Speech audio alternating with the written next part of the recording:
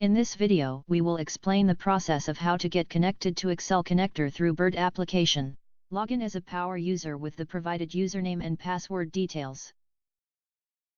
Once logged in, click on Create Report option, which is available on the left side of the home page. From here click on Add Connection button, which is placed on the right side of the page. You will get a Connections window page as shown. From here select the Excel connection and in order to get connected to your source DB, browse the file and upload. Now click on the Next button, which is available at the right side of the bottom page, where you will directed to the Define Joins screen. Click on Next and you will be directed to the Modify Entities screen, where you can update your display names to business semantic names and can change the data types if required. On clicking the Next button, the user will be shown the preview of the data.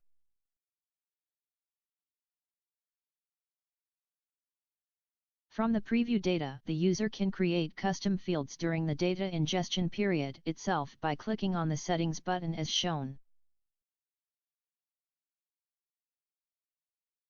On clicking the Finish button, a storyboard will be created with 12 tiles by default. User can also add more tiles if required and customize the storyboard according to the business use case.